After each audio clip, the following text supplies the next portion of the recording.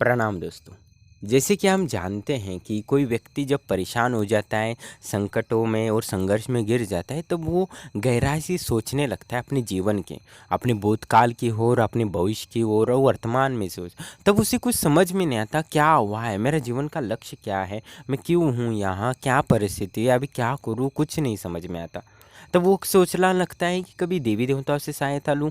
तो तब सोचता है कि कौन से धर्म हैं, इतने तो बहुत सारे धर्म हैं, बहुत सारे देवी देवता हैं, मेरे कुल देवता हैं। कोई बोलता है देवी देवता, कोई बोलता है नहीं है, तो सहायता ले कि ना ले। पर संकट में गिरा होता है, अभी कोई रास्ता नहीं। वो सोचता है कि कोई भी देवी देवता हो, चमत्कार हो, और वो कोशिश करता है, वो कभी कभी अपना धर्म भी बदल लेता है, पर कभी उसको लाभ नहीं हो पाता, क्योंकि कभी वो सोचता नहीं और ना समझता है कि वास्तविक क्या है, ना समझाने वाला कोई उसको समझ आ पाता है। तो आपने जाना है कि इस संकट में अपना ही धर्म बड़ा है, ये है हमारा ही देवी देवता बड़ा है। हर धर्म के लोग बोलते हैं हमारा ही ईश्वर बड़ा है, पर ईश्वर इतने सारे ईश्वर है, तो एक ही पृथ्वी क्यों है, एक ही सूर्य क्यों है, तो एक ही ईश्वर क्यों नहीं है। इसे बहुत सारे सवाल जब आते हैं, हम गहराई से सोचने लगते हैं, जब हम संकट में होते हैं और कोई ईश्वरिक शक्ति हमें बचाए, हमारी रक्षा करे, हमें मुसीबत से निकाले, हमारी मनोकामना पूर्ण करे, तब हम सोचते हैं। पर कभी क्या सोचे कि क्या हमारे अभी 40-50 साल हैं, तब हम अपने परिवार के लिए धन, सम्मान, मान, प्रतिष्ठा, गाड़ी, बंगला, इसमें अपनी ऊर्जा लगाए प्राप्त करने की, या ईश्वर की खोज, या धर्म की खोज, या वास्तविक ज्ञान प्राप्ति, धन बल, योग बल, प्राण बल, या क्या क्या करें, कुछ समझ में नहीं आता। तो व्यक्ति थक जाता है कि सोचने लगता है क्या, और झंझट खत्म कर देता है, और जो सामान्य लोग जीते हैं, बाकी बाहर के लोग, उन्हीं की तरह अनुसरण करने लगता है, क्योंकि ज़्यादा रिस्क कौन लेगा, रिस्क लेगा तो कहीं ना कहीं फंस जाएंगे। तो वो कोई भी प्रयास ही नहीं कर पाता, अपने परिवार के डर से और बोझ के कारण वर्तमान की परिस्थितियों से लड़ता लड़ता रहता है, और एक दिन समाप्ति हो जाता है, और उसकी बुद्धि का विकास ही नहीं होता, वो अपनी बुद्धि का वो उपयोग भी नहीं कर पाता, इतना समय ही नहीं मिलता व्यक्ति को। तो ऐसे ही हुआ है कि हमारे धर्म के बहुत कारण दंगे हुए। दंगे सिर्फ भारत में ही नहीं हुए, यूरोप में भी हुए हैं, पूर्व के उत्तरों देशों में भी धर्म के कारण युद्ध हुए।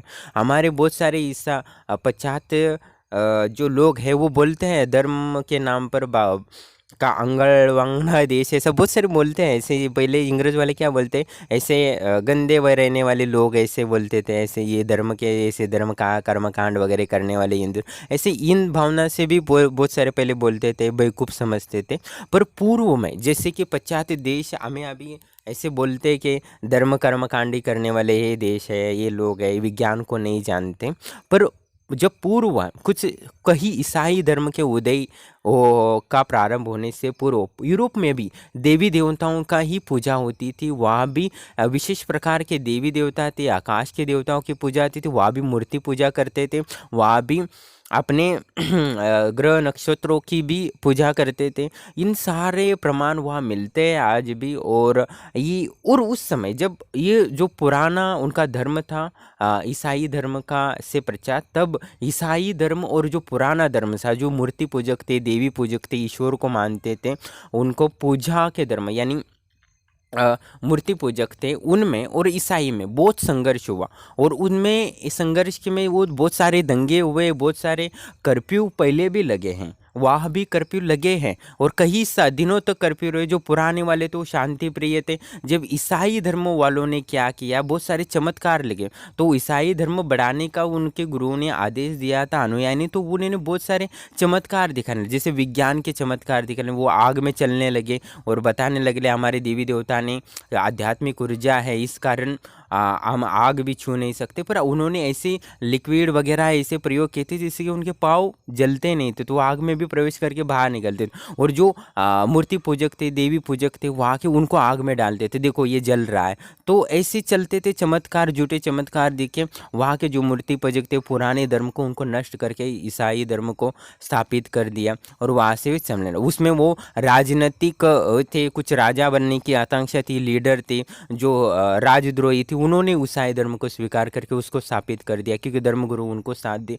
तो ये राजनीति और धर्म दोनों एक मिल जाते तो तब सामान्य लोगों का और सत्य का वास्तविक धर्म का नाश होने लगा। ये पुराने ज़माने से चल रहा है और ऐसे ही हमारे भारत में भी हर समय हिंदू मुस्लिम का भी वर्तमान में चल रहा है। तो पश्चात के देश बार बार हमें उसके नाम से कमेंट वगैरह करते रहते हैं, पर वो वहाँ भी पहले ये हो चुका है, वो घटित हो चुका है, अभी यहाँ घटित हो रहा है।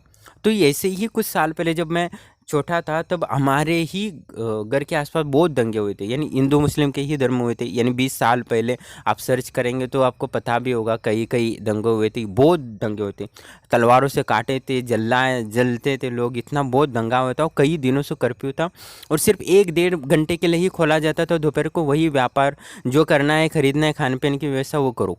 पर पहले जो यूरोप में हुआ था जो तब तो ऐसी सुविधा नहीं थी कर्फ्यू वगैरह में, कुछ थोड़ा 10 मिनट 15, वो तो पूरा लॉक हुआ था, खाना पीना बंद। तो उनका जो पुराने शांति प्रिय थे, जो मूर्ति पूजक थे, उनका तो सफाया ही हुआ, या तो उनको ईसाई धर्म में लेने को मजबूर कर दिया और ना कर दिया, और उनके धर्म को और जो ग्रंथ थे उनको भी नष्ट किया। जो वास्तविक ज्ञान था, जो उन विचारवंतों ने, जो ऋषि, हमारे जैसे ऋषि बोलते, वहाँ के जो साधक थे, जो आध्यात्मिक सूत्रों को प्राप्त किए, तो उनको नष्ट कर दिया और वह जो धर्म था उसको ही लागू कर दिया, क्योंकि ताकत उनके हाथ में आ गई थी।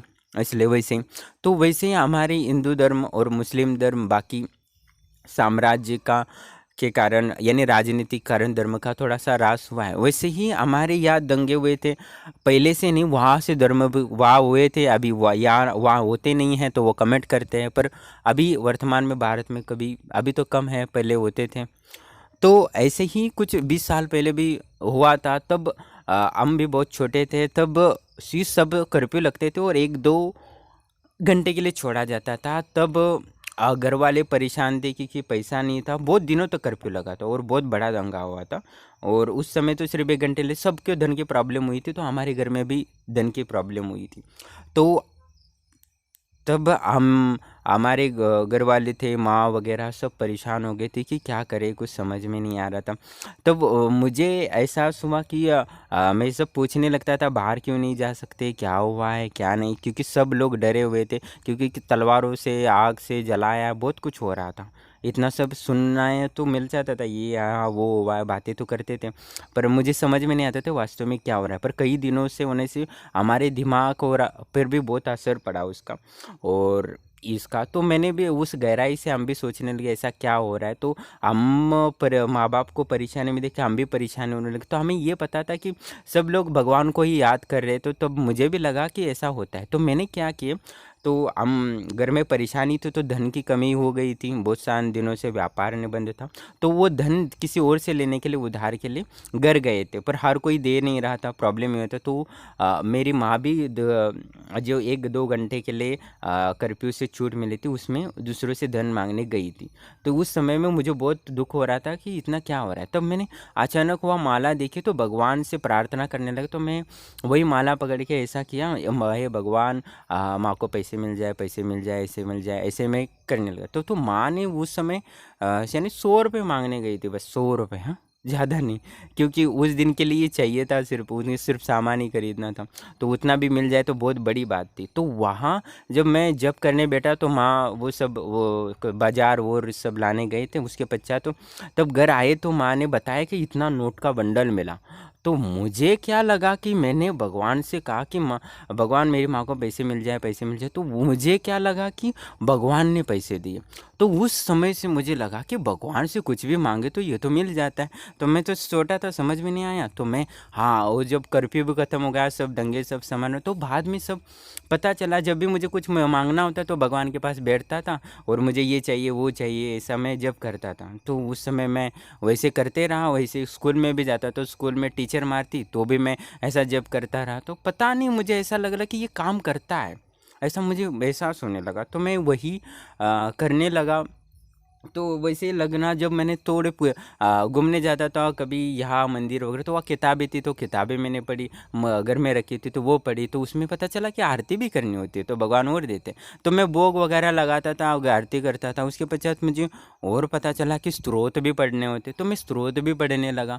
तो उसके पश्चात मुझे पता चला धर्म ग्रंथ वगैरह होते तो वहाँ भी पढ़ने लगा।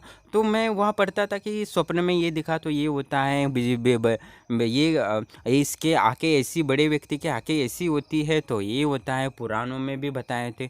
ऐसे ही बहुत सारे लिखे हैं किताबों में, धार्मिक किताबों में। तो मैं वो भी पढ़ने लगा तो ज्योतिष का भी ज्ञान आने लगा।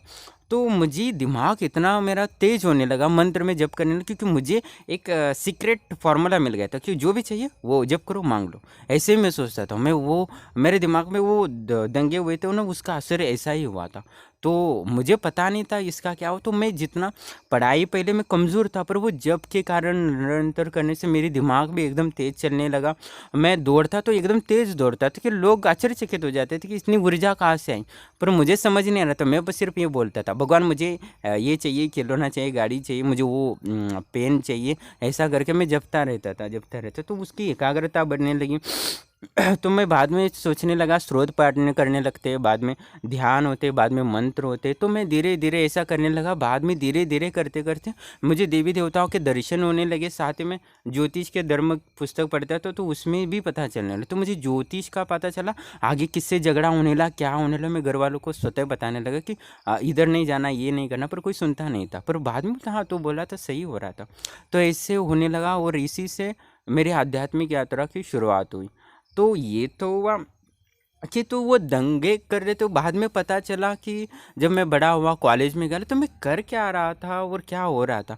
तब मैंने क्या वास्तविक ये सही है, मैं क्या कर रहा हूँ। जब मैंने जब जब स्कूल के बाद जब मुझे पता चला कि ये बाकी लोग तो करते नहीं थे, बाकी लोग तो बस अपना काम धंधा, जॉब और करियर के बारे में सोचता रहता, और मैं अपनी धार्मिक किताबें और ये समझ रहे। तो मेरी बुद्धि और माइंडसेट अलग हो गई थी और बाकी लोग अलग हो गए थे। तो मैं दूसरों से मेल कभी नहीं हो पाता था। जो उनकी थिंकिंग अलग हो गई थी और मेरी थिंकिंग अलग हो गई थी, तो मेरे विचार उनके विचार कभी मेल ही नहीं करते। तो मैं सोच रहा था ये ऐसे है, कोई वो सब लोग यही बोलते देवी देवता कुछ नहीं होते। और मैंने तो अनुभव अलग किया था कि मैंने इस देवताओं से सपनों में दर्शन किया था, उनका महसूस किया था, उनके चमत्कार देखे थे।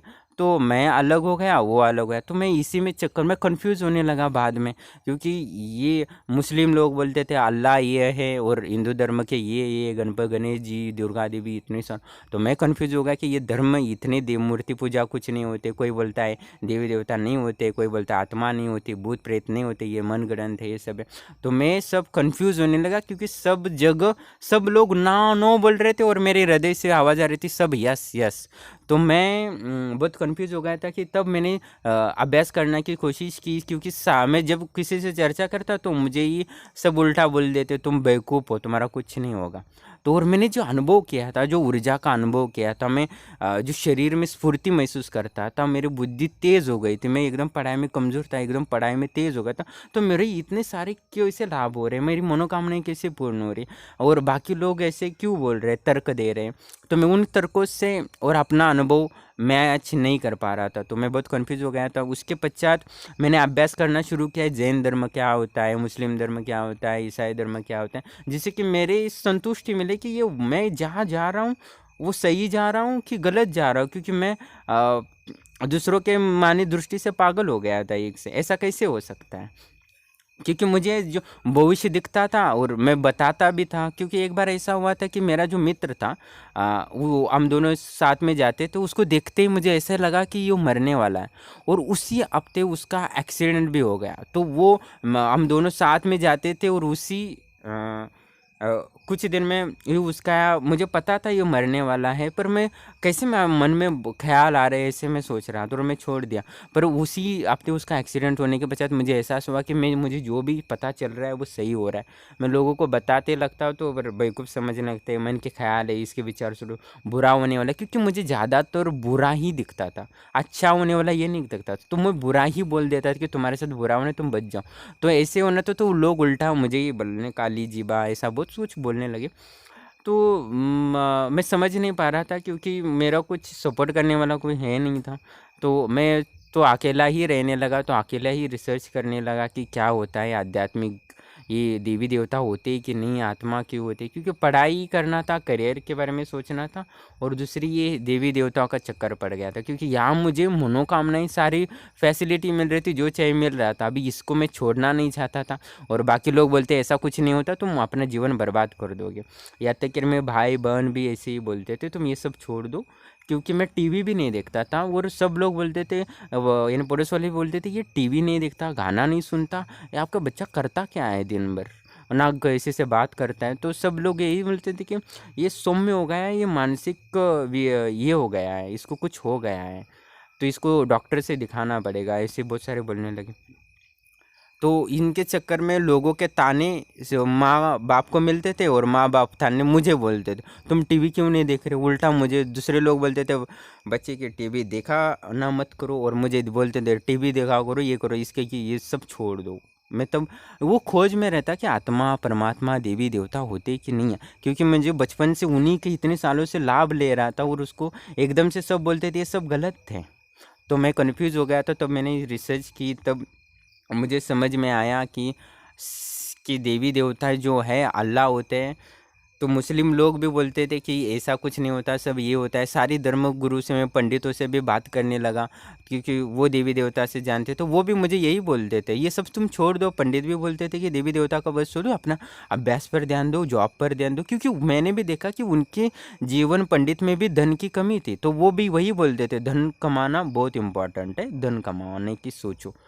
मैं आश्चर्यचकित हो गया, जो पंडित है वो देवी देवताओं को पूरा दिन भर वही हवन दर्पण मार्जन करते रहते हैं, और वही मुझे कुछ सलाह दे रहे हैं कि तुम करियर पर ध्यान दो, ये सब छोड़ दो, स्रोत से तुम्हें धन नहीं मिलेगा, तो वो ज्ञान नहीं मिलने वाला, तुम जो खोज रहे हो। तो वो हुआ, तो मैं बहुत ही परेशान हो गया था कि वास्तव में कुछ भी समझ में नहीं आ रहा था कि क्या हो रहा है, क्योंकि मैं पूरी तरह फंस गया था। जो मैंने बचपन में जो अनुभव किया था, और सब लोग, यानी पूरी सोसाइटी या पूरे समाज मेरे विरुद्ध हो गया था, मेरे विचारों के विरुद्ध हो गया था। तो इसमें मुझे ही शांति से ख्याल रखना था कि, तो मैंने सोचा कि ये आत्मा होती है तो हमारा अनंत जीवन होता है, और शरीर में ही है तो हमारा सिर्फ इतना ही मर्यादा है, तो मुझे सिर्फ धन कमाना है, करियर संभालना है, इससे सब कुछ हो जाता है। और समझो आत्मा है तो मुझे योग बल प्राप्त करना है, तंत्र बल प्राप्त करना है, सत्य बल और पुण्य और पाप, और इन सारों का समझना होगा, देवी देवताओं को समझना होगा है कि नहीं है। समझो मैं इनको नहीं समझता हूँ, और अपने आप को शरीर ही समझता हूँ, और सिर्फ अपना धन, करियर, पैसा, परिवार, बच्चे, शादी और बुढ़ापे की जो फिक्स हमारे जीवन का आवश्यक चीज़ें, उनका इंतज़ाम करके मर जाना है, बस इतना है। तो मैंने 2 कैटेगरी बनाए, 2 कैटेगरी में समझा कि भौतिक जीवन में मुझे ये करना है, और अध्यात्म में जब मैंने शास्त्र वगैरह पढ़े तो उसमें से पता लगाया कि मुझे अध्यात्म में विकास करना है। तो पहली चीज़ कि मुझे आत्मा को समझना होगा, परमात्मा को समझना होगा, और जो देवी देवता हैं उनको समझना होगा, और उसके पश्चात मुझे अपनी योग बल, प्राण बल और तंत्र बल, मंत्र बल, और ये प्राण बल, त्राटक, ये आध्यात्मिक ऊर्जा, ध्यान की ऊर्जा क्या होती है, इनको समझना चाहिए। तो मैंने शांति से अपने आप को, कन्फ्यूजन को दूर करके, तो मैंने अपने करियर का जो था वो फिक्स डिसाइड किया कि मुझे अभी ये कोर्स करने, और ये तो यह स्टॉप कर दिया। और जो मैंने एक अध्यात्म में लिखा था और उसके नीचे ये समझा, तो उसमें ये भी था कि मुस्लिम धर्म भी थे, जैन धर्म थे, ईसाई धर्म थे।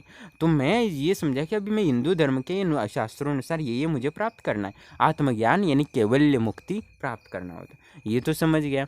पर ईसाई और अल्लाह और ये जो जैन धर्म थे और बौद्ध धर्म थे, इनका तो कुछ पता ही नहीं चल रहा था। तो इन जो मेरे आसपास थे वो भी बोल रहे थे ये सबसे श्रेष्ठ है, वो श्रेष्ठ है, सब श्रेष्ठ है।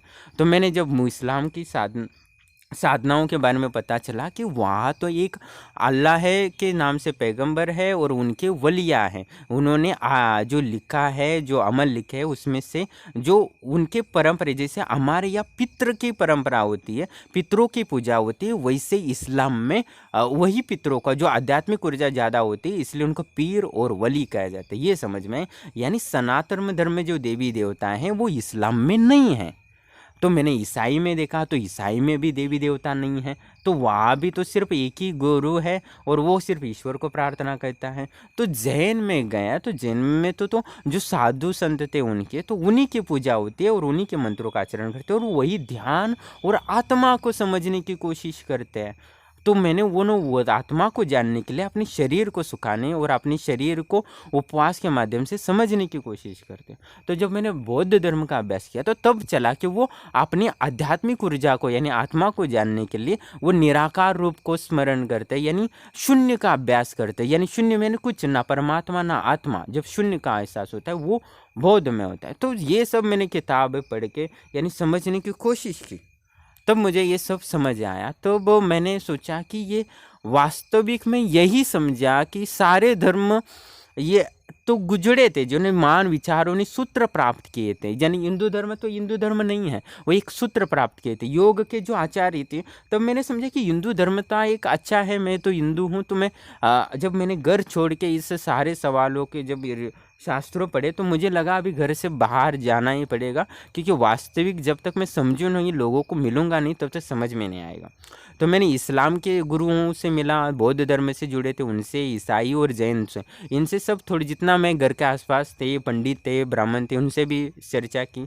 तो मुझे थोड़ा बहुत इतना समझ में आ गया। तो इसके पश्चात मैं तब घर छोड़ के हिमालय चला गया। तब मैं वहाँ के साधुओं से मिला तो वहाँ तो विचित्र ही हो गया। वहाँ मैं साधुओं के बारे में सब पूछा कि ये तपोबल क्या होता है, योग बल क्या होता है, ये मंत्र बल और तंत्र बल क्या होता है। तो वो खुद कन्फ्यूज हो गए भाई। तो वो बोले तपोबल योग बल, वो 40-50 साल तक उसमें वह इतिया बैठ के थे, वो लंगर खा के बैठे रहते थे, साधना करते थे, ऐसा सोचा था। पर उनसे पूछा तो वहाँ भी कुछ जवाब नहीं मिला। मैंने बहुत सारे साधुओं से चर्चा करने की कोशिश की तो वो कुछ नहीं हुआ। तो मुझे बस वहाँ के आश्रमों में पुराने बहुत सारे ग्रंथ मिले, तो मैं उस ग्रंथों का अभ्यास करने लगा, वेदांत का, उपनिषदों का। तब मुझे समझ आया कि ये आत्मा ही सबसे बड़ी चीज़ होती है, जो परमात्मा, और आत्मा को जान गए तो परमात्मा होता है, और वो आत्मा होती है आनंद। आत्मा क्या होती है? एक सत्यचित आनंद स्वरूप, एक ज्योति स्वरूप ऊर्जा होती है जो आनंद को प्राप्त है। तो उसको प्राप्त करते तो हम स्वयं सत्यचित आनंद को प्राप्त होते और चलते फिरते दिव्य आनंद को प्राप्त हो सकते और उस परमात्मा को में भी जान सकते। ये मुझे समझे, यानी मुझे ये समझ में आया कि उस आनंद को मैं प्राप्त कर लूँगा तो मुझे सारे सवाल के जवाब प्राप्त होंगे। तो मैंने जैनों का भी अभ्यास किया था तो उसमें भी इस आनंद का उल्लेख था, पर ये था कि दो चीज़ थी। और एक जैसे कि जी ईसाई धर्म और मुस्लिम धर्म में यहाँ प्रार्थना और ज़्यादा ध्यान रखता था, और जैन धर्म में और बौद्ध धर्म में ध्यान की क्रिया था, एकाग्रता थी। जैन धर्म में और बौद्ध धर्म में योग से हमारे जो वेदांत और उपनिषद और योग शास्त्र है उससे मिलता जुलता है, और जो ईसाई धर्म है और इस्लाम धर्म है ये भक्ति मार्ग से जोड़ा जाता है। तब मैंने जब अभ्यास किया तो पता चला कि ये जो दंगे होते हैं वो भक्ति मार्ग वाले ज़्यादा करते हैं। जैसे जैन धर्म है, बौद्ध धर्म है, तो वो शांत स्वरूप है, यानी ध्यान के मार्ग में चलने वाले। और जो भक्ति मार्ग वाले वो बहुत कट्टरवादी हो रहे हैं और बहुत उग्र हो रहे हैं, क्योंकि उनकी जो काम वासनाएं, क्रोध है, लोभ है, लालच, वो कमी नहीं होती है, वो बढ़ता जाता है उसमें। और जो इसमें जो योग धर्म के हैं जैसे जैन धर्म और बौद्ध धर्म, उसमें योग शास्त्र का उल्लेख ज़्यादा यूज़ किया जाता है। हमारे हिंदू धर्म का सूत्र है वह है, मिलते जुलते हैं, तो वह शांति का है और वो ज़्यादा दंगे ये नहीं करते। तो मैंने ईसाई धर्म का जब पढ़ाया था तो उन्होंने यह भी बताया था कि जो पुरानी देवी देवता के यूरोप में जो पूजा धर्म था, जो देवी देवता को पूजा करता था, मूर्ति पूजक था, तो उनको भी नष्ट करके वहाँ के दंगे हुए थे। पत्थर फेंक, या जैसे पत्थर फेंक होते थे हिंदू मुस्लिम के, वहाँ भी पत्थरों से लड़ाई झगड़े होते थे और वहाँ का साम्राज्य नष्ट हो गया। वहाँ भी कर्फ्यू लगा था, ये होता, ये समझ में आया। इसके पश्चात मैं समझ आया कि ये भक्ति मार्ग, जैसे वैष्णव हमारे यहाँ बोलते हैं, तो वैष्णव भक्ति मार्ग होते हैं, उसमें दास का उल्लेख करता है, सेवा भाव का उल्लेख होता है, और इसमें हम एकाग्रता उतनी नहीं कर पाते हैं। भक्ति मार्ग में जितना एकाग्रता करना होता है वो बहुत कठिन होता है, हर व्यक्ति कर नहीं पाता है। तो मुझे ये समझ के आध्यात्मिक उन्नति करना तो एक होता है भक्ति मार्ग, एक होता है योग मार्ग। और एक होता है अपनी आध्यात्मिक देवी देवताओं को प्रत्यक्ष करके उनको ध्यान, उसमें तंत्र होता है। ये आगे जाके मुझे पता चला। तो मुझे ये पता चला कि ये भक्ति मार्ग और तंत्र मंत्र वाला और दूसरा योग शास्त्र वाला। योग शास्त्र तो बौद्ध और जैन धर्म से मिलता है, थोड़ा बहुत तंत्र जैन मार्ग में भी है, ईसाई धर्म में भी थोड़ा बहुत तंत्र है, पर वो उसका यूज नहीं करते, भक्ति मार्ग करते हैं, और वैष्णव में भी भक्त हैं। और पुराने में ही मैंने शास्त्रों में कभी किताबों में पढ़ा कि हमारे कुछ धर्मों में, हमारे हिंदू धर्म में भी दंगे होते थे पहले, जैसे यूरोप में होते थे, यूरोप वाले हमें चढ़ाते थे कि अभी यहाँ दंगे होते रहते हिंदू मुस्लिम, तो वैसे हिंदू धर्म में भी होते थे। यानी हिंदू मुस्लिम यानी शिव के जो भक्त थे वो वैष्णव भक्त से घृणा करते थे, जो शिव भक्त थे वो विष्णु भक्तों से लड़ाई झगड़ा करते कि हमारे सिद्धांत सही है, तुम्हारा सही नहीं है। और क्योंकि विष्णु संत वैष्णव भक्ति मार्ग को ही फॉलो करता था, तंत्र मंत्र या ध्यान मार्ग को फॉलो नहीं करता था, प्राणायाम वगैरह। और दूसरी चीज़ कि यहाँ जो शैव पंथ वाले थे वो ध्यान क्रिया योग शास्त्र को ज़्यादा मानते थे, पर उल्लेख जब मैंने देखा तो पंडित भी प्राणायाम का करने का विधान है। फिर भी इनमें कैसा होता था कि ये अधूरा ज्ञान ही देते थे, जो अपने गुरु साधु संत अपने धर्म को समझने का प्रयास नहीं करता थे। नहीं, पंडित को भी जब भी कुछ करना होता है तो प्राणायाम करना ही पड़ता है, तो 1-2 बार प्राणायाम करना पड़ता है। पर वैष्णव शास्त्र में तो वो कंटिन्यू कुंभक लगाना, 1 घंटा नहीं, 3 घंटा नहीं, 2-2 दिन तक कुंभक लगा के जल में समाधि लगाना, ये तक होता है। उसमें ज़्यादा होता है और इसमें कम होता है। और वैष्णव में भी ध्यान का विधान है। तो सब कुछ तो यही है, जो बौद्ध धर्म में भी ध्यान है, ईसाई का भी भक्ति भाव से ईश्वर की सेवा का है, उनको भोग वगैरह चढ़ाना, तो यही सब कुछ है। अल्लाह को भी पुष्प वगैरह सुगंधित चढ़ाना, तो सब कुछ तो एक मिलता जुलता है। तो ये सब पाखंड कब निर्माण होता है कि जब वो धर्म के जो गुरु है पाखंड है, उनका खर्चा नहीं चलता है, उसमें मिले होते हैं राजनीतिक। यूरोप में जो धर्म था मूर्ति पूजक, उनमें भी क्या हुआ था, जो ईसाई धर्म थे और उनसा एक नया देशद्रोही था, उसके साथ वो ईसाई धर्म मिल गए कि आपका धर्म प्रचार करेंगे, आप हमारा धर्म स्वीकार करोगे तो मैं आपको राजा बना देंगे, इसका लालच देके। और धर्म और राजनीति एक हो गई, और अपना जो वास्तविक सूत्र थे आध्यात्मिक, तो उसको वो मिटा दिए। यानी मूर्ति पूजक ईसाई वो सारा नष्ट कर दिया, वह कुछ अभी शेष नहीं रहा, बस ईसाई धर्म है। तो वह ईश्वर को भी भूल गए, जो मूर्ति पूजक वगैरह था वो भी, उसके सिर्फ निशाने कई वगैरह मिलते हैं। तो ये जो सूत्र प्राप्त हुए थे ईश्वर से, वो सारा नष्ट हुआ। और हमारे यहाँ भी ऐसा ही हो जाता, पर वैसा हुआ नहीं है। तो ये सब यही है कि हमारा सब हिंदू धर्म हो, इस्लाम धर्म हो, जैन धर्म, बौद्ध धर्म, एक ही साथ है, सब कुछ यही है। फिर भी लड़ाई झगड़े दंगे क्यों होते हैं? और मैंने बचपन में देखा है कि दंगे इतने हुए थे कि हमारे पूरे परिवार वाले इतने डर गए थे कि अभी मरने ही वाले हो, ऐसा हुआ था। तो उसका इफेक्ट हुआ, और उस दंगे के कारण ही मुझे वो ईश्वर की ओर अग्रसर किया, और मैं उस चीज़ को समझ पाया। और मुझे अभी क्लियर हो रहा है, जैसे मैं अभी थोड़ा आपको बताने की कोशिश किया हूँ कि कैसे ये धर्म और आध्यात्मिक यात्रा को होती है, वास्तविक आध्यात्म क्या है, ये मैंने समझाने की प्रयास किया है। तो यही है कि हमें देवताओं को प्रत्यक्ष करना आज भी कर सकते हैं, और ये भी कर सकते हो, क्योंकि मैं भी बहुत कंफ्यूज होता, लोगों ने बहुत कंफ्यूज होगा। मैं खुद अपने आप के जो विचार थे इतने सालों से थे, यानी बचपन से जो मैं देवी देवताओं को पूजा करता था, जो दृढ़ता बनी थी, तो इसके विरुद्ध सब बोलते, तो मैं खुद कंफ्यूज हो गया था। मैं खुद को लग रहा था मैं खुद पागल हो गया हूँ, मैं कैसे क्या विचार कर रहा हूँ, क्योंकि मेरी मानसिकता वो माइंडसेट अलग हो गई थी, और पूरी दुनिया मेरे विरुद्ध के विचार वाली थी। तो समझ सकते हैं कि कैसी स्थिति हो गई, और मुझे सपोर्ट करने वाला कोई नहीं था। तो इस समय इसके चक्कर में मैं उस घर से भागना भी पड़ा, और हिमालय में जाके सब शास्त्रों का, पुराणों का और किताबों का, सारी किताबों सब पढ़ने के बाद मैं कंटिन्यू मैं इतनी किताबें पढ़ता था अध्यात्म में, क्योंकि मुझे नींद आती थी, तो मैं नींद को जुटला देता था और फिर पढ़ता था। तो मेरे गुरु बोलते क्या कर रहे हो, सो नींद लो, ऐसे बोलते थे कि इतना क्या ज़रूरत है ये पढ़ने की, जो नींद को भी छोड़ना है। तो मैं तब नींद इतनी कम कर दिया था, 2-3 घंटे ही सोता था, और वही तब मैंने योग शास्त्रों का अभ्यास करने लगा। उसके पश्चात तो तंत्र शास्त्र में आगे बढ़ा, उसके पश्चात वो धीरे धीरे प्रैक्टिस कर रहा हूँ, और भी समझने की प्रकृति के गुण, पंचतत्व वगैरह, ये रहस्य क्या है। तो ये एक बहुत ही विशाल और शाश्वत जीवन है, और तो वो जो दंगे हुए थे वो तो बहुत खतरनाक था, बहुत डरा था। पर वो दंगे के कारण ही मैं अपनी आध्यात्मिक यात्रा को शुरू कर पाया। शायद वो दंगे नहीं होते तो मैं भी कई अच्छे सा जॉब या बिजनेस करता और बहुत सारा पैसा कमा के आराम से, क्योंकि मेरी सारी ऊर्जा या बौद्धिक ऊर्जा या शरीर की ऊर्जा उसी में लग जाती है और मुझे वही प्राप्त होता। हम जिसमें ऊर्जा डालेंगे, जिस पे ध्यान देंगे, हमें वही प्राप्त होता है। तो मैं ये कभी सोचता ही नहीं था।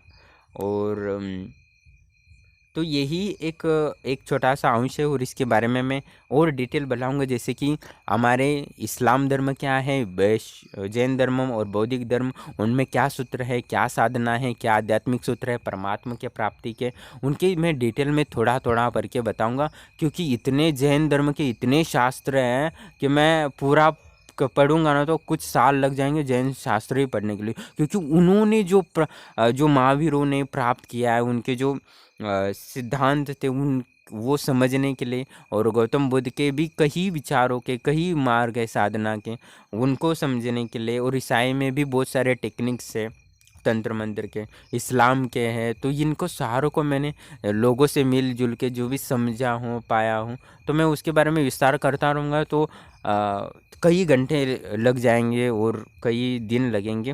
तो ये तो मुझे लगता है कि मैं सारा जो अनुभव प्राप्त किया हूँ इतने सालों से, बचपन से, यानी पूरा सेकंड, हर सेकंड में अध्यात्म के बारे में ही सोचा हूँ। तो यहाँ तक कि मुझे ये मैं इतना ऐसा इन्वॉल्व हुआ था इस चीज़ों को समझने के लिए, धर्म को, अध्यात्म को, क्योंकि मुझे भौतिक चीज़ें भी क्या क्या होती है जीवन में, समाज में क्या होता है, क्योंकि पता नहीं चलता था। क्योंकि मैं 15-15 दिन तक घर से बाहर ही नहीं था, दरवाजे से बाहर ही निकलता था। मैं एक रूम में किताब रखता था और उसी को पढ़ता रहता। तो और मेरे कंप्यूटर में 600 से ज़्यादा, यानी लगभग 1000 से आसपास तो किताबें होंगी, 600 तो उसमें आध्यात्मिक थे। मैंने इतने कंगाल लिए थे इतने, तो लोग सब पागल बोलते थे। मैं पढ़ाई से ज़्यादा अपने आध्यात्म का अभ्यास करता था। तो मैं उस समझ सकते हैं कि मैं उसको, मेरा मेन उद्देश्य था ये वास्तविक समझना क्या है, आध्यात्मिक के क्या है, इतना ही ऐसा क्यों हुआ। क्योंकि उस दंगे से मैं बहुत कंफ्यूज हो गया था, इतना डर बैठ गया था, क्योंकि सारे बड़े लोग डर गए थे इतना। क्योंकि अब मरना है कि जीना है कुछ भी पता नहीं था, कब क्या हो जाए। तो उसी चीज़ का तो मैं समझने की कोशिश कर रहा था और उसी में मैं अध्यात्म की ओर अग्रसर हुआ। तो आगे मैं धीरे धीरे आपको बताऊंगा कि ये हमें अध्यात्म के वास्तविक क्या सूत्र प्राप्त हुए, जो बौद्ध धर्म के हो, जैन धर्म के हो या इस्लाम के हो, उनको सब कुछ समझेंगे तभी हम अध्यात्म में विकास कर पाएंगे। नहीं तो हम भी कंफ्यूज हो जाएंगे कि ये वास्तविकता क्या है। जब तक परिस्थिति क्या है कुछ नहीं समझोगे, तब तक ना आत्मा का पता चलेगा, ना परमात्मा का, और ना हमारे जीवन को सार्थक बन पाएंगे, ना उसे शाश्वत जीवन और जो शाश्वत ऊर्जा है और जो शाश्वत ज्ञान है वो हम कभी भी प्राप्त नहीं करेंगे। और एक, क्योंकि वो जो शाश्वत है और जीवन है, शाश्वत ज्ञान है और शाश्वत जो ऊर्जा है, हम उसको नहीं प्राप्त कर पाएंगे तो हमें दुख का ही अनुभव होगा। क्योंकि हम जो, जैसे धन पैसा होगा तो व्यक्ति सुखी पूर्वक रह सकता है, वैसे ही शाश्वत जीवन होगा, शाश्वत ज्ञान होगी, शाश्वत ऊर्जा होगी, तो ही हम हर जन्म में सुखी और संपन्न महसूस करेंगे, स्ट्रांग महसूस करेंगे, नहीं तो दुखी होंगे। तो मैं उसके बारे में अच्छे से विस्तार से समझाऊंगा, जैसे कि अपने जीवन को लाभ हो सके। तो मैंने हर कोई बात समझने की कोशिश की, तो मैं हमारे वर्तमान जीवन में क्या लाभ होता है इसके अनुसार ही समझने की कोशिश की है। तो मैं वही जीवन में कैसे उतारा जाए, ऐसे मैं समझाने के लिए आगे वीडियो बना रहा हूँ। तो आप चैनल को सब्सक्राइब कर सकते हो। आपको, मुझे नहीं पता कि आपको क्या कैसा महसूस हुआ है, मैंने क्या, क्योंकि मैंने जो अनुभव किया है वही बता रहा हूँ और मैं अनुभव ही डालूंगा आगे भी। क्योंकि मैं फालतू ये बातें वगैरह नहीं करना चाहता, जो वास्तविक जीवन से लाभ नहीं होने वाले वो चीज़ें डाल के आपका और मेरा समय बर्बाद नहीं करना चाहता, क्योंकि मैं खुद उस वास्तविकता को जानना चाहता हूँ और समझना चाहता हूँ। ठीक है, तो आप हमारे चैनल से जुड़ना चाहते तो उससे पहले आप कमेंट में ही बताएं कि मैं क्या बड़बड़ाया हूँ, क्या बोल रहा हूँ, वो क्या समझा और मैं क्या सही है। आपके विचार और माइंड से थोड़ा विचार करिए, 5 मिनट विचार करके आप अच्छे से जो भी लगता है वो कमेंट करें, जिससे कि मुझे समझ में आए कि आपके माइंड में क्या है। ठीक है, धन्यवाद। और साथ ही में ये बताना चाहता हूँ, जैसे जापान वगैरह था, वहाँ भी मूर्ति पूजक देवी देवताएं थे, जैसे उनके वरुण देवता, अग्नि देवता, देवता, या जो जल के देवता, आकाश के देवता से, यूरोप में भी आकाश देवता, जो बहुत सारे पारसी संप्रदाय में ऐसे बहुत सारे थे अलग अलग। जैसे हमारे गणेश जी हैं, वो श्रीलंका में भी पूजे जाते हैं, इंडोनेशिया भी पूजे जाते हैं, वहाँ जापान में भी गणेश जी की मूर्तियाँ हैं। और ग्रीक और जैसे रोमन साम्राज्य में, वहाँ भी गणेश जी की ही आकृति जैसे मिलते जुलते चित्र मिले हैं, वो अलग नाम से पुकारते। तो ये जो धर्म था हिंदू धर्म से मिलता जुलता, ये पूरे पृथ्वी पर वास था। उसके पश्चात जो बाकी धर्म आए, जो व्यक्तियों को प्राप्त हुए, उन्होंने कट्टरता से लागू किया और बहुत सारा नुकसान हुआ है। वो उसमें भी दंगे ही हुए थे, उनका नष्ट ऐसे ही नहीं हुए थे, वहाँ भी दंगे होकर ही, दंगे से ही शुरुआत हुई। वहाँ के विचारमंत, वहाँ भी पाखंडी चला और पाखंडी लोगों के कारण ही हुआ, क्योंकि वो भी ऐसे चमत्कार दिखाने थे, आग में जा रहा हूँ, पानी उछल रहा हूँ, वो भी साइंस का, विज्ञान का यूज़ करके अपनी चमत्कार को, नमस्कार चल रहे हैं ना, वैसे ही पाखंड चलाते तो अपना यूज़ करते थे राजनीतिक, राज्य प्राप्ति के लिए, अपनी महत्वाकांक्षा के लिए। तो पाखंड पहले भी थे और आज भी पाखंडी लोग हैं। तो इस वजह से सामान्य लोग जो वास्तविक धर्म को सूत्र के थे, आध्यात्मिक सूत्र थे, परमात्मा प्राप्ति के लिए, आत्मा की प्राप्ति, वास्तविक शांति के जो सूत्र थे, वो इन कारणों के, पाखंडी कारण, अपनी भौतिक लाभ प्राप्ति के लिए, वो अपने शरीर के लिए इन धर्मों का यूज़ करते। यानी धर्म का मतलब ये होता है कि अपनी आत्मा का विकास कर सके। पर ये जो पाखंडी लोग होते हैं, वो अपने शरीर का विकास के लिए, शरीर की वासनाओं की पूर्ति के लिए, शरीर की महत्वाकांक्षा के लिए, शरीर की ज़रूरतें पूर्ण करने के लिए अपने धर्म का यूज़ करते हैं। तो इन्हीं का प्रभाव ज़्यादा रहता है, क्योंकि ये ऐसे तर्क देते हैं कि सामान्य जो बुद्धि होती है उनको मिलता जुलता होता है, और इसी चक्कर में हम बहुत फंस जाते हैं। और जो वास्तविक में हम जैसे लोग होते हैं, जो अध्यात्म को प्राप्त करना चाहते हैं, शांति को प्राप्त करना चाहते हैं, आत्मज्ञान प्राप्त करना चाहते हैं, परमात्मा तक पहुंचना है, तो ये सबसे बड़े रोडे यही होते हैं जो पाखंडी होते हैं। वो अपना पेट पालने के लिए हमारे भटकाते हैं, हमारे ऐसी विचारधारा, माइंडसेट को इतना हानि पहुंचाते हैं कि हम उस सही रास्ते पे कभी पहुंच ही नहीं पाते। हमारे मन की द्वारा आत्मा सही बोलती रहती, पर हम भटक जाते ही इनके कारण, क्योंकि ऐसे ही मनोधारणाओं के कारण हम वास्तविक ज्ञान से बहुत दूर चले जाते हैं और हम अज्ञानता की ओर, अंधेरा में ढकेले जाते हैं।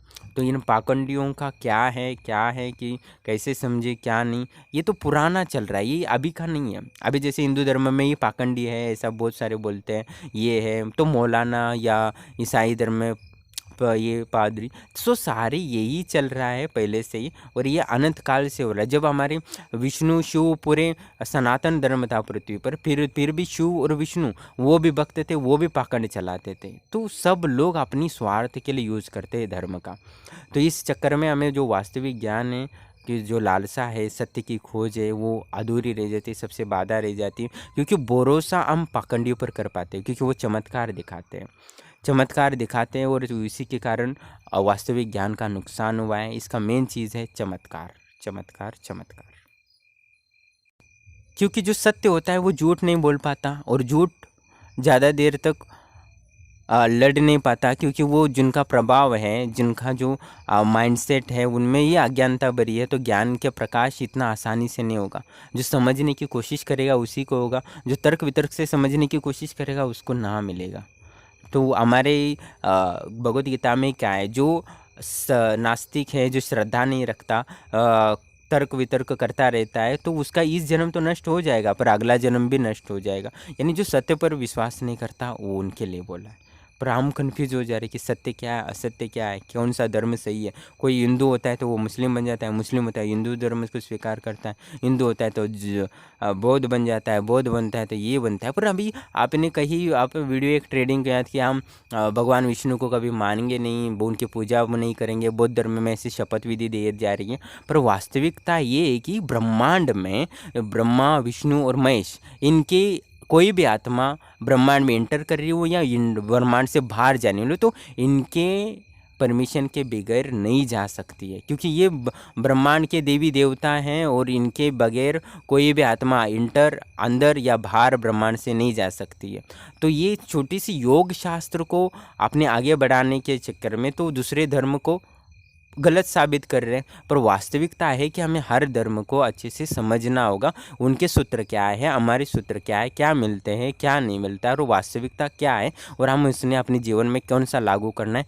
ध्यान साधना करनी है, मंत्र साधना करनी है, देवी देवता की साधना करनी है, क्या चुड़ैल की साधना करनी है, क्या भगवान विष्णु की करनी है, इनको क्या लाभ है क्या नुकसान है, ये सब जब तक हम समझेंगे नहीं तब तक हमें वास्तविक कुछ भी नहीं होगा। हमारे जीवन में आध्यात्मिक और भौतिक कभी भी लाभ उपलब्धियाँ प्राप्त नहीं हो सकती। तो पहले हमें अध्यात्म क्या है, इनके सूत्र क्या हैं, इनको कैसे अपने जीवन में परिवर्तन के लिए यूज़ कर सकते हैं, इनकी ऊर्जा क्या है, इनको कैसे वापस प्राप्त करना है, ये बहुत जानना ज़रूरी है।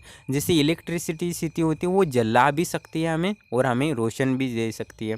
एक वायर होती है उसमें करंट फ्लो हो जाता है तो सही से, तो वो बहुत सारे काम करती है। तो उस जिस वायर से वो प्रवेश कर रही है माध्यम से, तो उस वायर को जला भी सकती है। तो आध्यात्मिक ऊर्जा को सही से समझना होगा, तभी उसमें हम आगे बढ़ेंगे तो सफलता होगी। नहीं तो बहुत सारे लोग ऐसे देखे जो आध्यात्म में हिमालय में या ऋषिकेश हरिद्वार या बहुत सारे हमारे है, तो वह बहुत रोते हुए देखे। मैंने बहुत सारे साधु संत जो बुढ़े थे उनके ज्ञान के लिए प्राप्ति के लिए मैं उनके पास गया था, तो उनसे आध्यात्मिक चर्चा की तो वो रोने लगे क्योंकि मैंने इतने साल 50 साल 28 साल 30 साल इतने गवाया पर मुझे कुछ भी नहीं मिला, मैं कुछ समझ ही नहीं पाया कि क्या है क्या नहीं। तो वो रोने लगा। तो मैं भी कुछ कन्फ्यूज़ था कि बहुत सारे लोग ऐसे थे जो असफल हुए थे अध्यात्म में, उनको कुछ भी प्राप्त नहीं हुआ, ना ईश्वर का दर्शन हो, ना भगवान का, ना भूत का, ना प्रेत का, ना अपनी आत्मा का, ना कुछ प्राप्त हुआ, ना कुछ समझ पाए। तो इसका क्या है मूल चीज़, तो इसके लिए मुझे और गंभीरता से इस विचार करने का मौका मिला क्योंकि उनका दुख था कि उन्होंने कुछ प्राप्त कहीं नहीं, उपलब्धि को प्राप्त नहीं किया। तो उनकी असफलता के कारण मैं समझ गया कि सफलता के सूत्र क्या है। तो मैं आपको वो सही जानकारी जो मेरा अनुभव है वो देना चाहता हूँ, यानी सही जानकारी नहीं, जो सूत्र प्राप्त हुए आध्यात्मिक वो मैं आपको समझाना चाहता हूँ। तो आप हमारे चैनल को सब्सक्राइब करें और ज़्यादा से ज़्यादा शेयर करें जिससे कि और भी उपलब्ध हो। और हमारे ब्रह्मलोक आश्रम की शक्तियाँ हैं उनका आप भौतिक जीवन के लिए ज़रूर यूज़ करो, क्योंकि जब तक आपके भौतिक सफल नहीं होंगे तो आध्यात्म के बारे में कब सोचेंगे।